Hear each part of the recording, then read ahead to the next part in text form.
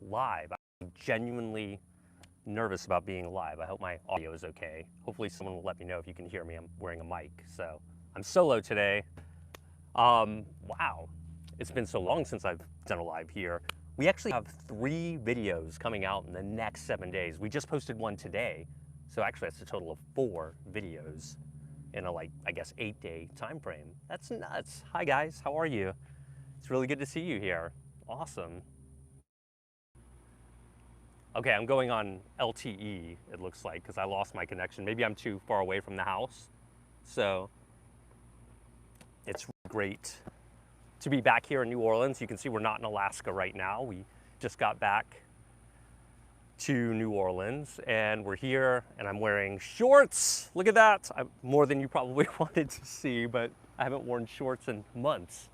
So it's so cool. Hi, Anchorage, Alaska, Puppy Power Party. Yeah, I mean, so for those of you not following, Anchorage is where we spend our time in the summer, though we stayed a little bit longer this year than normal, just because we were having a good time until there was like 3 feet of snow on the ground, which is gorgeous. It's really pretty. I'm just not tough enough. Alaskans are the toughest people in the world. They are so resilient. They have great character, and I strive to be half as good. So, you guys can hear me, right? Presumably. See, I'm wearing a microphone. I'll wait for confirmation. Oops. I love the questions about Chop. I'm going to get to Chop in a second because I do want to talk about Chop and I want to talk about this series. Great. Okay. Glad you guys can hear me. I've gotten confirmation. So, yeah, I mean, okay. We just put out a video today with Chop, as you can see, where we're working on leash walking. I think it's probably the most realistic leash training session I've done in a long time. So I think it's a really good one if your dog pulls. I want to make sure that you guys definitely see that. God, I'm sorry, I'm getting distracted by the comments and I am going to look at those. But yeah, Chop is just doing incredible in the series right now. I see you guys asking where he is. I'm not giving any spoilers to the series because there are so many twists and turns in this one. It's amazing, like, when you start a series like this, you think, okay, we're gonna run through some training, get him ready for his new home, and you can just never anticipate all of the other things that go on around that. And to me, that is by far the most interesting part of doing a series like this, because adjusting to the dog and really learning about how each dog learns and understands you. Like today's video, for example, we were going over lie down, and you could see luring him into a lie down, it just wasn't working at all. And so you can see how we brainstormed in that, but that was, I think, the most interesting how to train a dog to lie down training session I've ever had in a video. I'm so touched by how many people are here. This is great. I'm really glad that you guys are here. I don't usually go live on YouTube. Usually I go live on Instagram, and I'm gonna probably start going live on TikTok more because TikTok's pretty cool. We've been putting out a lot of content on TikTok lately, so go check us out over there. I think I'm the Zach George. I'm sure you can find me pretty easily over there. I'm seeing this question from Colby Brown. What do I think of Vizslas? Vizslas are awesome, man. I mean, all dogs are awesome, but yeah, I have Vizslas my kind of dog because they're stereotypically pretty athletic, intelligent, things like that. I like them if I were stereotyping, but.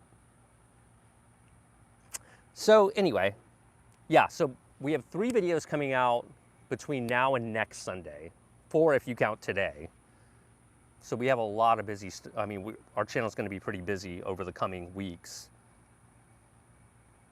Okay, yeah, those are my main notes that I wanted to get across for here. So I just really felt the need to connect with you. As a creator who's been doing this, nothing matters more to Bree and I than our audience. You guys are our family, and we always wanna make sure we're accessible and we make ourselves available to you. Although Bree is doing, like I said, we had so many videos coming out, so she's inside doing producer stuff, getting those videos ready with our editor, Tristan, who's been amazing. Do I have any live dog training classes that I endorse in New Orleans? Oh gosh, actually, yes, R plus dog. Yes, I usually don't know a lot of individual trainers in the many cities, but since I live in New Orleans, I think she's great. You actually saw some of her class in the Inertia series, because I took Inertia through puppy socialization and beginner class for the experience and, you know, to get experience from other dog trainers. I mean, that never gets old when you're a trainer. You love to hear how different people go about things. And I was very impressed by R+. So R+ dog, Jeanette. Oh man, so many questions. How am I going to keep up? I can't read this fast. Am I fully moving to Alaska? I'm glad you asked that question. I've noticed that a lot. I thought I made it clear, but obviously I haven't. So yeah, we split our time, Bree and I, between 3 different cities. I'm currently in New Orleans, that's 1. My hometown is Atlanta, that's 2. And Bree's hometown is Anchorage, Alaska. Pretty cool, awesome place, right? So that's 3. So we just kind of rotate between those places. That's the current experiment. We're trying it, seeing how we like it. Excuse me. I think I have allergies in New Orleans, but I think they're under control. I took allergy medication a moment ago. Oh, goodness. You guys are awesome. And no need for the super chats or whatever. Don't give me money today. I appreciate that, though. It's very nice for those of you that have, but I'm requesting that you not do that. I'm just here to talk to you guys. Have I thought about making a series with a rescue greyhound? Yes, we have. That's actually on our probably top 5 ideas for series moving forward, because we're trying to give these series a different feel, each one. We don't just want to do the same thing over and over. Let me get back to the bottom there. So yeah, we are considering that. I like the idea. Greyhounds are a really neat dog. Very dynamic, very unique relative to other dog breeds. In many ways. In other ways, not so much. I mean, you know, so it just depends. I see, okay. Oh man. Give me a second to read these. That's why normally I have Bree here, because she's like a speed reader. She can just like read so quick. Oh, can I explain how 30-Day Perfect Pup works with Pupford? Absolutely, I can. So 30-Day Perfect Pup is basically some videos that we put together with Pupford, and they have distilled them into a daily training regimen that you can follow along with study guides and everything like that. And it's completely free. Pupford is a sponsor of our channel, and so that's, you know, one of the things we agreed to do. And I have been so satisfied with your satisfaction of 30-Day Perfect Pup, because you never know how it's going to go, because you're used to doing things on YouTube, and if you're me. And so when you do a training program on a way like that, you did not need to give me $50. I said don't give me money. Thank you very much. I appreciate that, Mo Owl. Keep Chop, please, he said. You will find out Chop's future in this series. Oh gosh, I don't even know where I was now. I got so distracted. But that was very nice. Oh, thank you, James. I appreciate the super chat. It's very nice. I completely forgot where I was. Oh yeah, Pupford, thanks, okay. That's why you guys are great. So anyway, it's been a huge success, because I would say like at least 50% of the time when I do get recognized in public, which, you know, happens here and there, it's because of Pupford. It really is. People love that. They'll be like, I'm taking your 30-Day Perfect Pup. So I think that's really neat.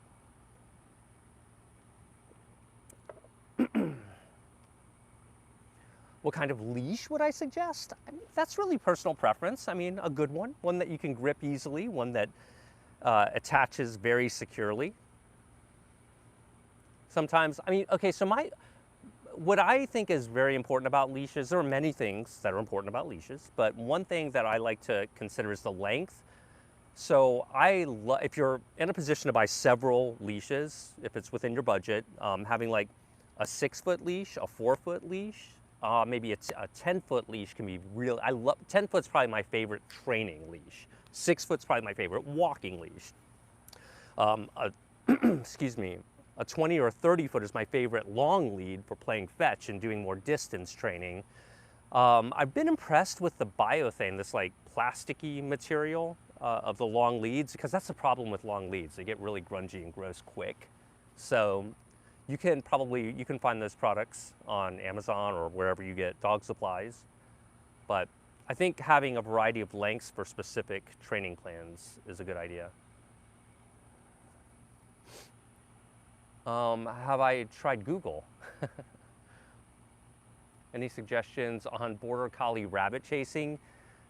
I mean, teaching your dog, redirecting their attention to you, being really consistent about that, going out of your way to reinforce them when they do pay attention, having the proper mindset and understanding that it can take a while, making sure that you're controlling your dog's environment, all of those things are critical. I talk a lot about, I know that's a lot to digest in a live, but I would check out my second book if I were you, or YouTube videos where I demonstrate it for free, to really get the breakdown of how to deal with reactive behavior, your dog running away or not listening at all, and things like that.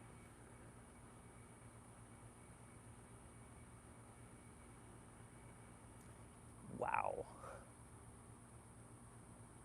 Can we have a George update? He's the love of my life. Oh my gosh, George the pit bull. Yeah, I mean, I gotta tell you, and Chop too. I mean, these dogs steal your heart so quickly. Something about big, strong, smart dogs that just warm your heart. Actually, all dogs warm your heart. Do I fly my dogs to Alaska? Well, we drove up and we flew back.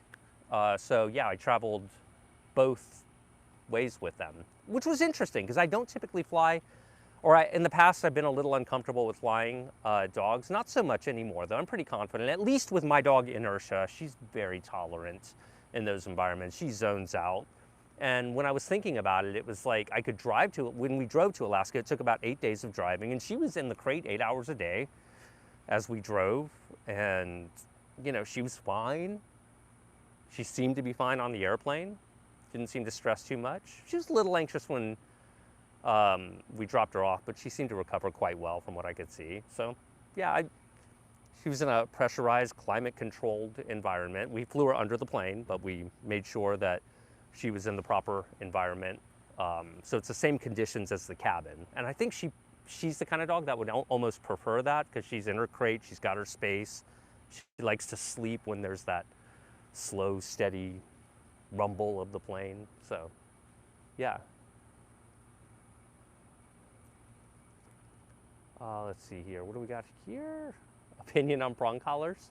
I mean, I don't use prong collars. I don't think, it doesn't matter what I think. The science seems to indicate they're unnecessary for training. If you look at the current advisement from AVSAB and other similar organizations around the world, prong collars appear to be unnecessary. So if they're unnecessary, according to people who study this topic even a lot more than I do, then I have to consider that, because it's also been my experience that I haven't found an occasion where I've deemed them necessary. Other people have, and I mean, that's the big debate in dog training. There are politics in dog training, it seems, that there shouldn't be. I try to stay clear of that. I just try to look at the science, and of course I have to balance that with my experience as well, and try to do as well as I can. I guess that's all any of us can do, isn't it? And I train bird dogs. They are necessary. So yeah, you see, I mean, a lot of people do find them very necessary. And I haven't worked with hunting dogs in that capacity before. I'm mainly focused on teaching people how to train their pets to be obedient and be good dogs and do tricks and pay attention and work on reactivity, those kind of common issues. I see this question a few times. Can a husky live in a hot climate? I mean, I suppose they could, provided you have air conditioning and you're not keeping them outside for a long period of time. Maybe consult with a vet to make sure. But I think I don't know that it would be a good idea for a husky to live outdoors in a hot climate. In fact, I think that's probably not a good idea,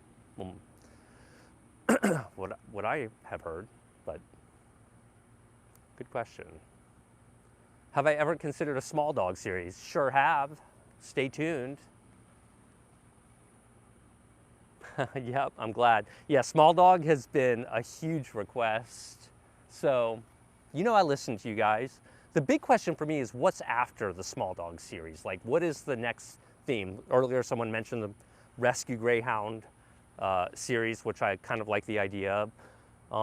I also like the idea of Bree potentially taking the reins and training a dog, like seriously giving herself a few weeks of serious focus of training a dog, because she's more of a casual trainer than she is like, okay, we're gonna stay on a schedule, focus on this stuff for a few weeks and see where we are at the end of it. So I think those might be some of my ideas. But yeah, I would love to, you guys guide us as much as we guide us. Hi, Maya, check why my puppy lies down on his pee tray in the cage instead of on the bed. I provide, okay, from Singapore. I don't know. I suppose, I mean, sometimes I wonder why my dog will sleep on the floor versus the bed, even when it seems like it's really chilly, it's extra cold. And I think it's just probably the preference of the dog. It's probably got more to do with texture than anything, like dogs in the mood for that type of texture under them, rather than maybe a bed where they might feel more warm. I'm just guessing. But maybe. How long did it take me to train my border collie? Well, I mean, dogs are always in training, so I'm never done. I'm working on new tricks with her all the time.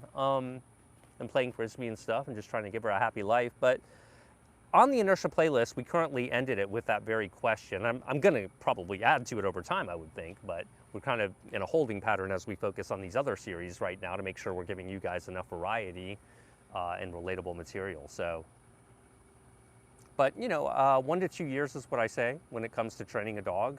Not because it takes 1 to 2 years for dogs to understand basic concepts, but it does take 1 to 2 years for them how to understand how to behave in a variety of contexts and settings. And I mean, life experience, there's just no way around that for any mammal. They all need that life experience. So tolerance and patience, and it's well worth focusing on making that first 2 years have a heavy emphasis on training and taking your dog in a variety of places and things like that to give, or give them a variety of experiences is how I guess I mean to say that.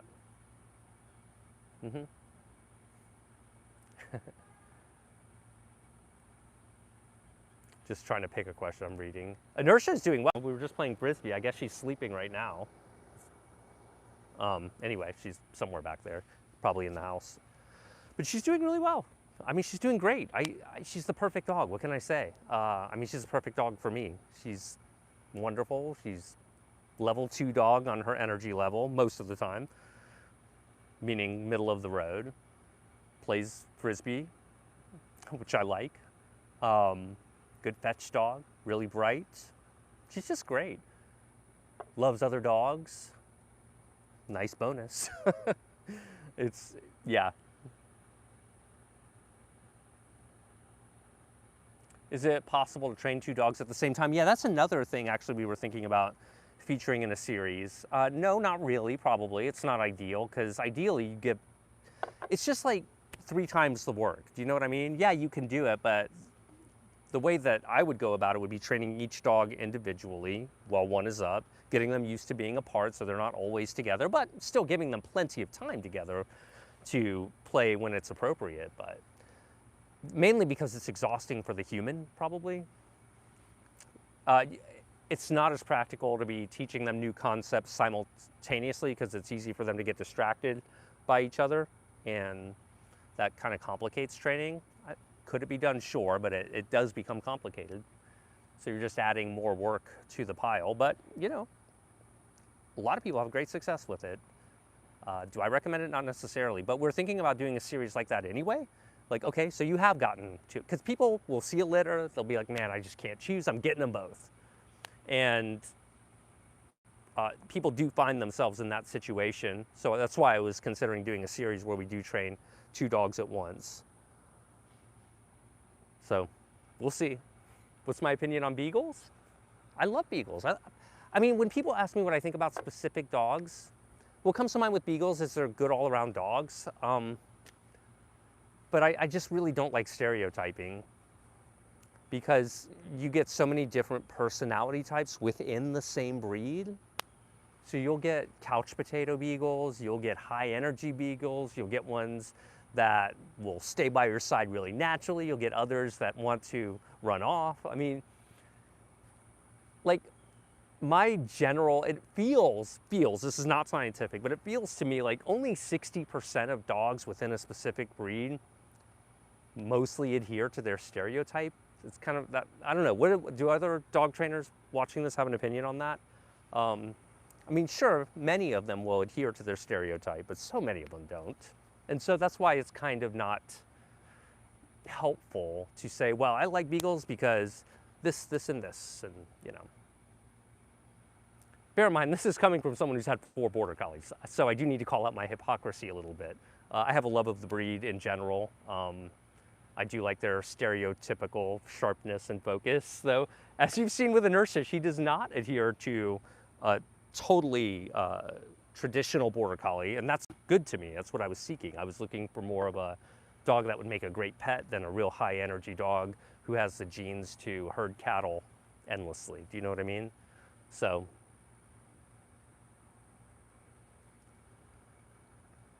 You look a bit tired. Can I ask if you take care of yourself? I try to take care of myself. I'm drinking hot water right now. Try to drink a lot of water, try to stay active. I am getting tired a little bit sometimes. Whoops, there we go. I appreciate the honesty though. Views on golden retrievers. I love it, guys. Goldens are great. I mean, they are. I mean, you know, all around dog, if you're going by what they're supposed to be. Also, I heard they're one of the top bite dogs who bite people. Could have to do with their large numbers, I'm not sure. And I don't even know if that stat is true anymore or if it ever was. It's just something you hear from time to time as a trainer. Glad you guys are enjoying it. Oh my gosh, 700 people are in here. Holy cow, I was thinking we had like 45 people. Because, you know, lives. Well, that changes everything. I feel like I need to sit up straighter or something. You guys are asking me what I think Finnish lap hounds, was that what? I don't know that breed. I actually don't know that breed. There's so many breeds out there. Honestly, I'm not an expert on breeds by any means, for many of the reasons that I gave you, but I've also found in my travels internationally and even around the United States, it's really interesting that you see breeds that are more regional that you don't really encounter. Like in Alaska, a lot of village dogs, for example, which is a breed we have recently learned. 75% of dogs in the world are village dogs, allegedly. We heard that from Bark, and that's a fascinating stat. And, you know, in the UK, of course, you had a lot of lurchers and border collies and, you know, in higher numbers. So it's kind of cool. And you realize how many breeds you're unaware of when you travel more. Like here, we get a ton of pit bulls, obviously, in the south. Very common. And the village dog is the counterpart probably in the north, at least in Alaska where we are. Atlanta's just got a bit of everything. Those are the 3 cities we spend our time in. So. Can I make a routine video? Morning routine? Yeah. Well, you know, guys, I gotta tell you, those of you who are asking, can I make a routine video? I may not title the videos that way, but that's exactly what reality dog training is all about. It is our routine throughout the training process, how I start the day, how we end the day. So we do try to give you exactly that, because you're right, routine is everything. You have to understand, routine is valuable. I shouldn't say it's everything, but it's very valuable to have routine. And that's what the series is dedicated. So rather than tell you about it, I would encourage you to watch our reality dog training series or new puppy survival guide or the dog training experience with Inertia. Those are the series we currently have on our YouTube channel. My dog is inside because we played Frisbee. I don't know if she looks, I think she's sleeping. Thank you so much for the $5 tip. That's very nice of you. Do not give me any money, but thank you for giving that. But I'm not asking for any tips today. I just wanted to connect with you guys because we haven't talked in a while. So, but yeah, this is great. Animation series. I don't know, guys. Maybe a Dalmatian. That would be pretty cool. I'm loving your ideas here for new series ideas. Any plans to compete in Frisbee with Inertia? Probably not. Here's why. I used to do Frisbee competitions. In fact, I won 5 championships in dog Frisbee competitions. That's how I came to be a dog trainer originally. And I love it, but in order to compete at the highest levels of dog Frisbee, you really need to focus on that craft like every single day, more or less. And your focus is getting a routine together that you do over and over, much like a figure skating routine, I would imagine. Maybe they change them. But you get that routine down and you enter it in a variety of competitions, and you tweak it based on the rules of that competition, but your core routine, at least the way that I competed, would remain the same. So you're doing the same thing over and over and trying to asymptotically improve it and make it better and better. But that doesn't work for my current career. You guys would not want to see me do the same routine over and over again with a Frisbee dog, and that really is where my focus is, and this requires many hours of work. I know it is true that I am a dog trainer, but it's also true that I'm a full-time content creator as well, with a staff to manage and a business to manage. So it's less practical to compete in Frisbee dog competitions for that reason.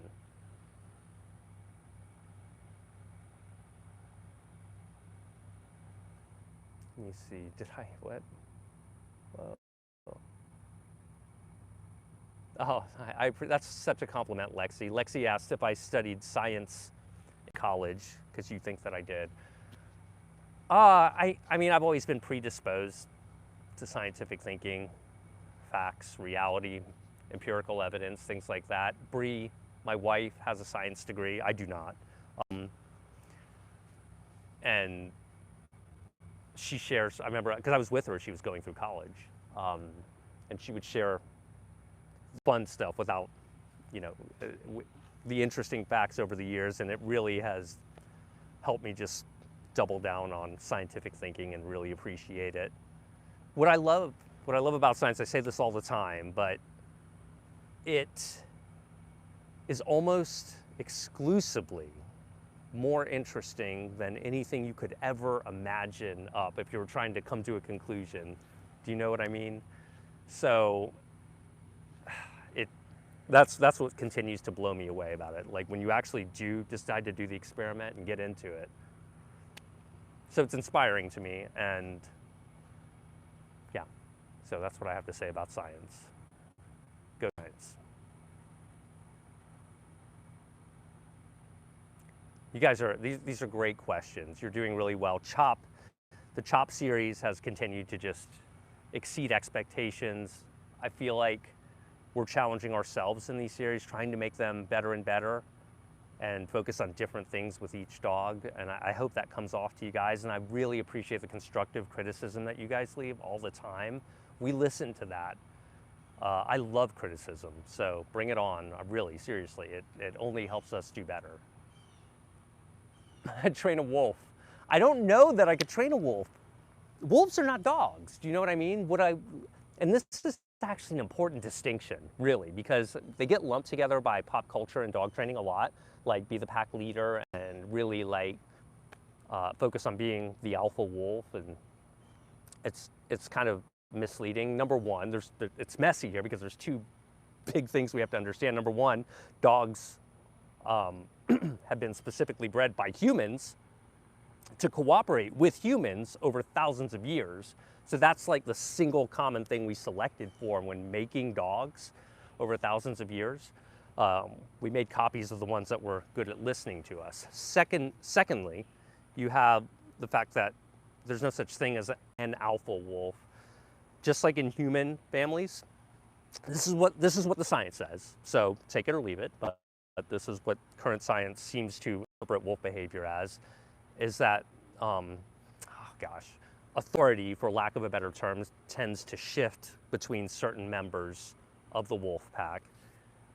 And if I'm interpreting here, as a layman, think about how with your mom, you may not ask her to go get ice cream, but with your dad, you might, because you know that he'll do it and she won't, you know? And so it's kind of like, you know, different parental figures assert themselves differently contextually. So it's much more nuanced than be the pack leader and be a leader and focus on disciplining your dog. Also, it is a myth too. This is another big overstated thing. A lot of people believe that wolves are very forceful with each other when interacting with each other to change behavior. And that's not naturally how they communicate, nor is it natural for dogs. Even though dogs may, you know, certainly give a "Arr," you know, they're not killing each other, they're not attacking each other, they're not grabbing each other by the neck harshly or anything like that. You know, they have ways of communicating that may look harsh, but in reality aren't really that harsh. So it's my understanding also that breeders will, you know, certainly a good breeder will not stand for a dog who's too rough with their puppies or things like that. So another pretty popular myth in dog training. It's tough to overcome a lot of these, I want to say outdated beliefs, but I know that can be divisive sounding. I'm not even trying to sound like that. I'm just going, again, where the evidence leads, and it's normal. I mean, I can't count how many times in my life I thought something was true, and then I found out, oh yeah, actually that's not true. And to me, it's like, why should that be any different in dog behavior? So, how many of you guys, by the way, have seen today's episode? Let me see how it's doing. Really, I got to check on it. I'm sorry. I know it's live. Just hang out for a second. I just want to see. I like to see the real-time views over the first few hours of a video to kind of see where it stands. YouTube gives you really good analytics. This one's doing quite well. Doing very good. It could do better, but it could do worse. It's one of those. So, let's see. Yeah, we could probably tweak the thumbnail or title. We'll see. Anyway, I think it'll do well over the long term too. That's also true on YouTube. We really try to focus on evergreen content that tends to get views over a long period of time. If you're an aspiring content creator, go for it. I mean, that's maybe something you'd want to consider. Chop's DNA reveal.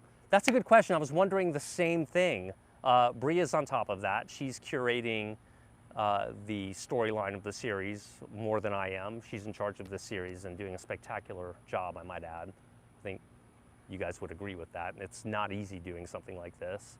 Usually it's a team of many more people doing stuff like this. So, but she has a vision and she is executing upon it. That's admirable. Got to snap the ball. I won't do any more sports metaphors. Okay. Thank you. Yeah, Bree's an amazing producer. Mm-hmm.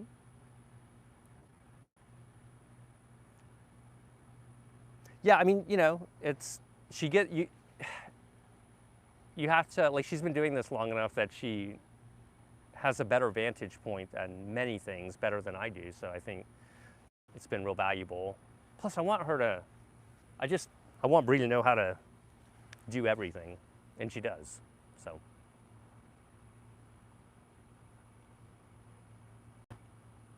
have I thought about getting a new dog? Yeah, we think about it. We do travel a lot, so it's something we kind of need to weigh and consider, but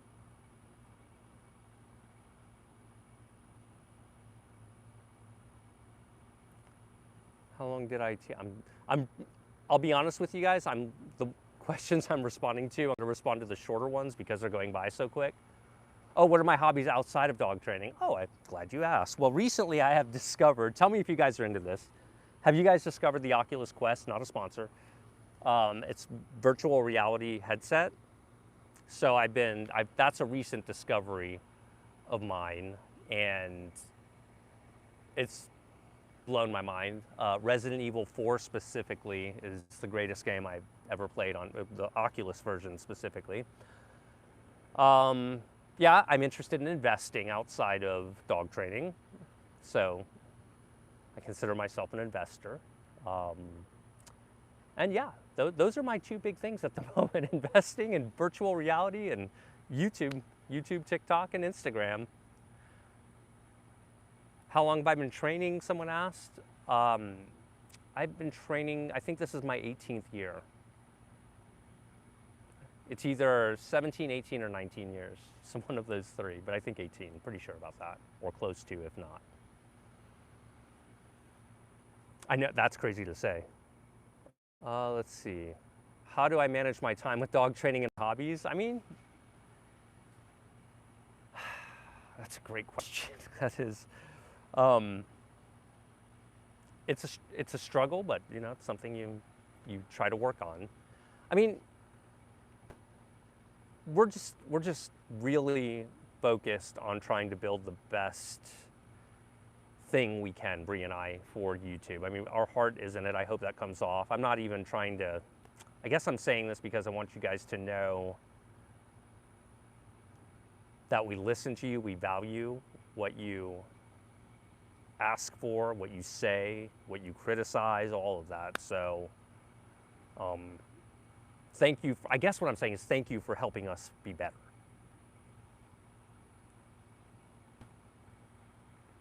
City-based dog training. Yeah, we are considering doing a city-based dog training series in Atlanta because our house in Atlanta is right smack in the middle of the city. So, exactly, we're thinking about that. And we have to a degree with Inertia, honestly. So we've definitely touched on city training quite a bit in the Inertia series. Even the Kona series was pretty good. New Puppy Survival Guide. Those are the ones I would look to for now, if you're looking for that, but yes. Let's see. George is doing fantastic last I heard. I'm thrilled with Alex and George, and oh man, he's so lucky to have such a loving person in his life. Do I think shock collars are inhumane? I mean, I stay away from language like that. I don't use them, but the science seems to indicate that they are unnecessary to use. That's all I need to say about it, because that if science shows me they're necessary, then I'll reconsider my opinion. But I mean, the thing is, I understand the points about like for the safety of the dog, and because that makes a lot of sense. If in one capacity of thinking, or way to manage to keep them like using or training in a more contained environment, things like that, where you can work up to off-leash training and things like that, where it may be less necessary or necessary. Or do a meetup, probably. But again, look, I'm not judging people who use things. I get dog training culture right now, but I'm not like the kind of trainer who's like, oh, you're a terrible person if you're using an e-collar. It's my put forward what I know how to do. It's your job as the public to determine what you're going to do. I have no authority over you. I cannot tell you what to do and what not to do. That is for you to decide. And there are many varieties and many different trainers out there that you can look at and make your own determination. Know what I mean? A St. Bernard series you're recommending, that would be tips for extreme anxiety. Well, in general, the approach to that is taking a position of conditioning your dog, trying to counteract triggers, light triggers ideally at first, very far away from the thing if possible that causes them to react in an anxious way, providing a positive outcome, you know, bottom line. So counter conditioning, desensitizing your dog to whatever causes them to behave anxiously, meaning give them low level exposure to that thing, whatever that is. We're talking about that currently in the CHOP series. As a matter of fact, in our very next episode coming out Wednesday, I believe, you're going to see a good example of all of this. So I'd highly recommend. We got 3 videos coming out in the next 7 days, 4 if you count today's video. So it's going to be a busy week, and I hope all of you watch all of the videos because they're good. I think they're good. I'll let you determine that, but and of course, exercise as well. Exercise can be, depending on the type of anxiety we're talking about, but it seems that exercise can alleviate a lot of anxiety with dogs, structured exercise specifically in the form of fetch or anything that involves your dog using their mind, engaging with a human, and moving vigorously over the course of an hour with breaks as needed within that hour. The reason I think it's good to involve a human with that is because, remember, like we were discussing earlier, dogs are predisposed to take direction from people. That it seems to be where they feel most complete, when they're engaging with a person in a vigorous manner. At least the high energy dogs, anyway. The ones who have that kind of energy. Not all dogs are like that. And so that seems to fulfill them in a unique way that, say, playing with other dogs or taking a walk around the block does not. That's the hypothesis.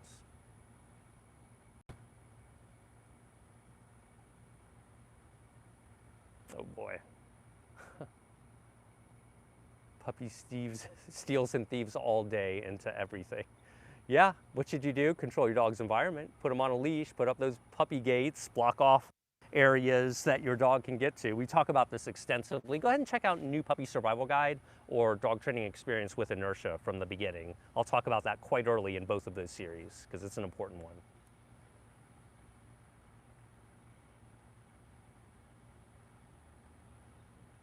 Oh boy, I'm trying to field these questions as I can. Inertia's doing great. What's the easiest breed to train? Depends on the dog, not the breed.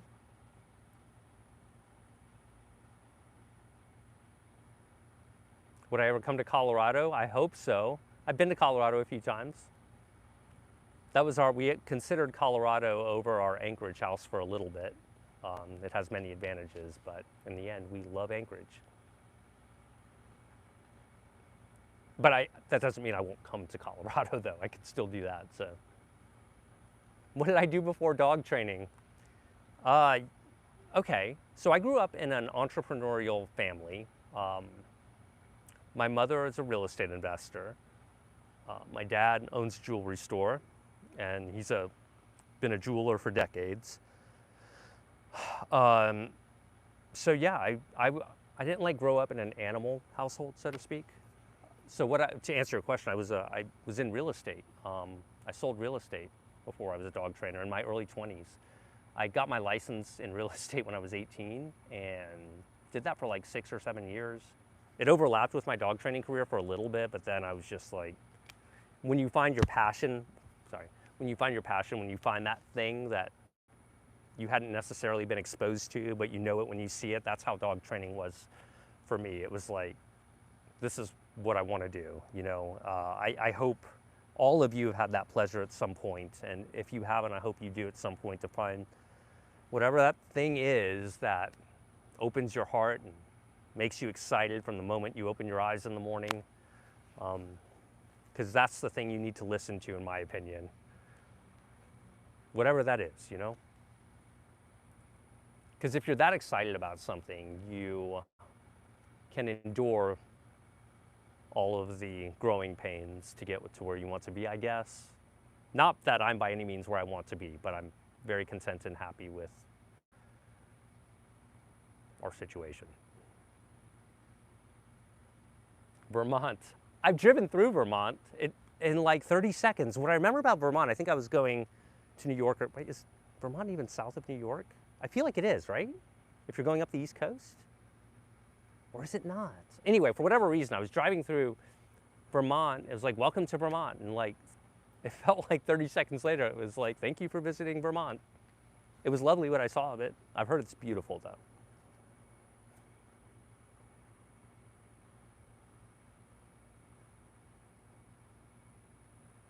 Let me see, I saw a question about Indy over here.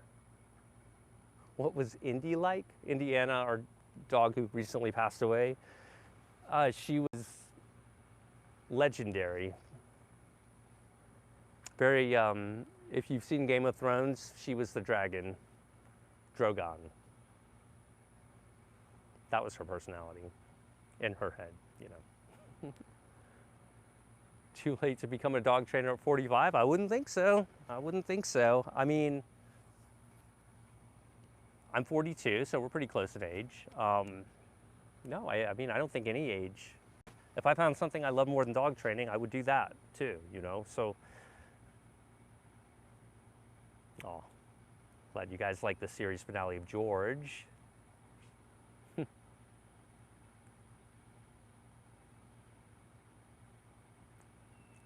Did Indy ever get aggressive with other dogs? No, not as a general rule. She would have, I mean, she definitely had spats. Like, we would have spats when we had 4 dogs under a house. There would be occasional, well, yeah, there would be occasional confrontation. So, I mean, she's gotten into fights before. It's happened, but I mean, less than I can probably list on one hand, but it does happen sometimes.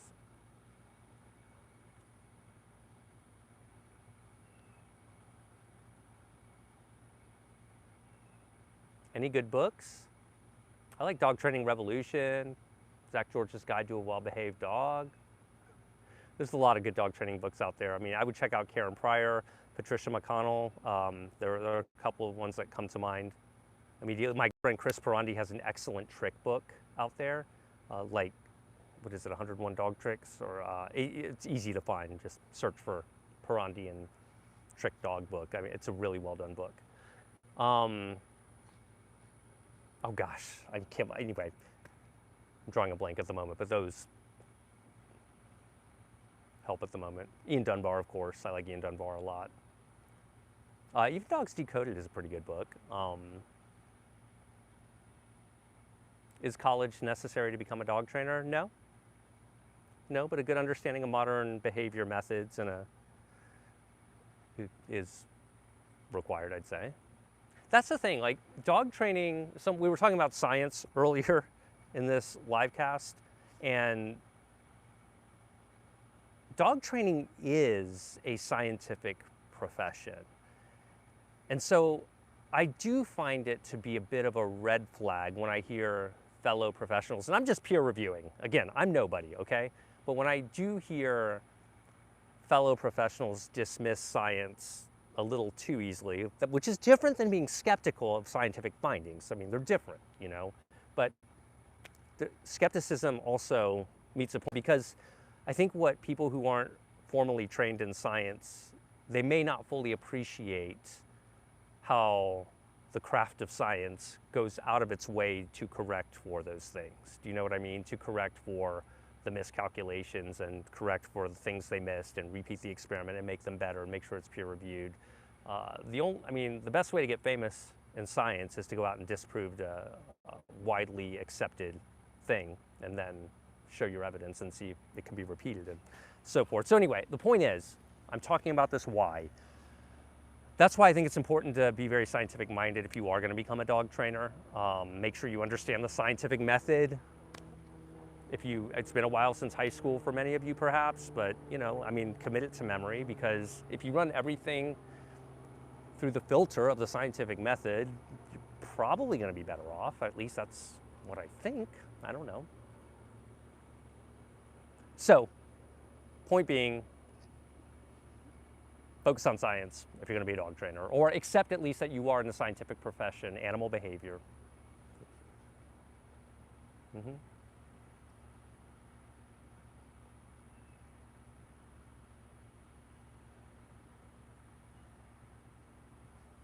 See, Dog Training Revolution is a great book, seriously. Oh, thank you.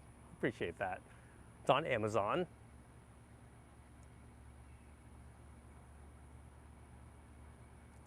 My dog is dreaming right now while I'm watching this. Dogs dreaming is so wonderful. Always try to interpret what they're thinking, but we can never know. That's also important if you're a dog trainer. It's one of the first lessons you need to understand. You can never presume to know what a dog is thinking. I mean, you can guess, but be very honest with yourself that it is a guess. How do I deal with defensive guarding behavior, resource guarding, I guess you're talking about? We've dealt with that in pretty much every series we've done, so I would look at those, but in general, counter conditioning your dog, giving them positive experiences and giving them good things. So in the case of resource guarding, if your dog snaps at you with a bone, giving them something they want more, sometimes it's a toy that you can throw off into the other direction while you take the bone away, and then reward them with a toy, or reward them with a piece of real turkey or chicken or something like that, something that's likely to get their attention off of the bone, then hand it back to them. Don't withhold it forever to validate their concerns. It's much better if you watch my videos. Pancake is a decent one. Pancake the corgi. But I would look more at my more recent series. I probably do a better job today than I did then.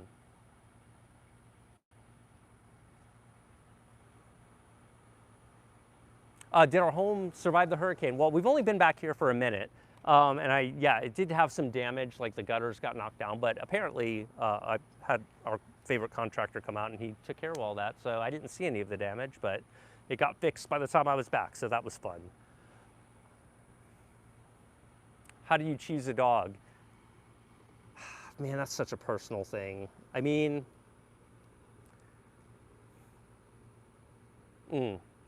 I talk about it in my book, but there's so many ways to go about it because I've been in your shoes very recently and I'm always in your shoes moving forward because I consider these foster dogs sometimes. Well, I mean, the obvious things are your lifestyle, how much time do you have for a dog, things like that. You know, do you want a high energy dog? Do you want a low energy dog? Do you want a dog in between? And do you understand what comes with all of those? If you get a low energy dog, you're likely not going to have a Frisbee or agility dog champion. If you get a high energy dog, you're likely going to have to spend a lot of time each morning working with them and getting their energy out if you want ideal behavior out of them. So, and again, I go into detail on that, I think in book number 1, Dog Training Revolution, or I have a video on it as well. And that's free and you can watch it now too. So don't feel like you have to spend money. I cannot even see now. Let me see what's going on here. The sun's so bright. Trying. All right, well, oh, I'm up all the way here. I guess I'm gonna wrap this up, you guys. It was a great live. Thank you. If you want to see more of these lives, I may, I'm not promising anything, but I may do more on Instagram and TikTok. So follow me on both of those. You can find me very easily over there. And yeah, we'll see you later if I can ever figure out the screen. I'm stuck here. Bye guys. If I X, does that want to